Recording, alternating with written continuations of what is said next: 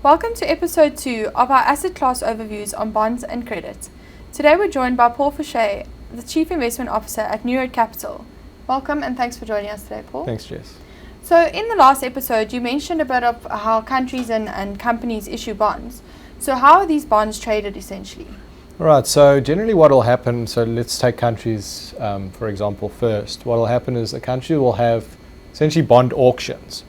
And what they do is they'll auction, so for example, South Africa has weekly bond auctions, and what they'll do is they'll go and auction off a whole block of bonds to prospective buyers every week. And those prospective buyers will generally be, fund managers or pension funds or even the banks. So they're big institutions that can go and buy big blocks of bonds. So it's not really a space for the retail investor to get involved in a bond auction. It's very much an institutional type market space.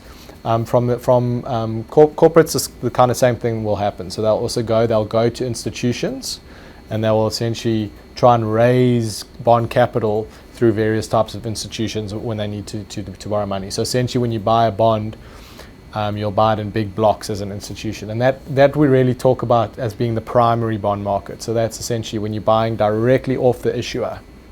So most of the time, that is the kind of trading that will happen in bond markets.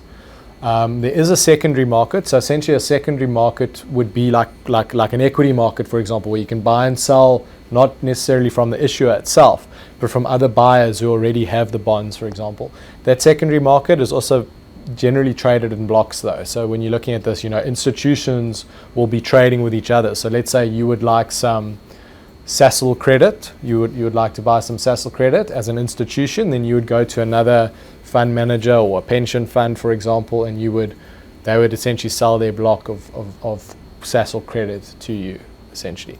That market is a lot smaller and a lot less liquid. The majority of bond purchases will happen in the primary market.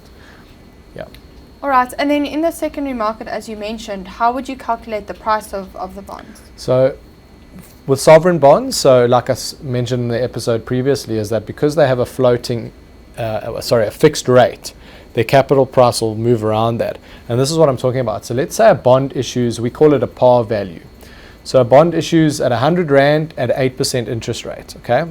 What essentially is happening there is you pay 100 Rand to buy the bond, and then that borrower or that issuer will pay you, let's say 4 Rand every 6 months, so that's 8 Rand a year.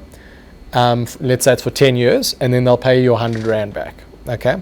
But let's say now, when that issuer issued that bond of 8%, let's say interest rates were also 8%, okay?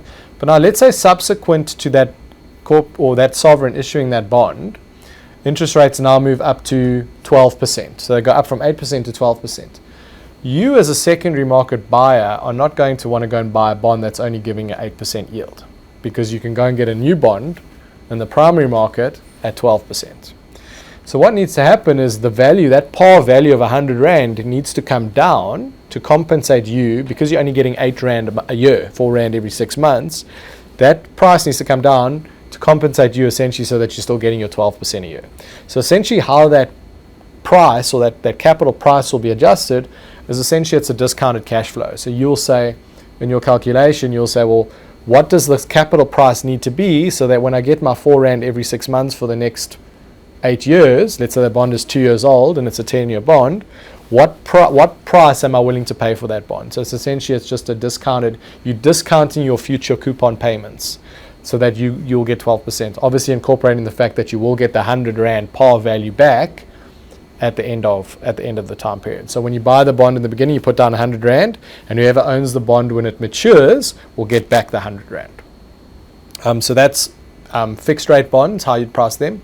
In terms of floating rate corporate credit, so that's more, like I say, their interest rates actually adjust, based on JIBAR, for example. So if interest rates rise or fall, that coupon payment actually rises and falls.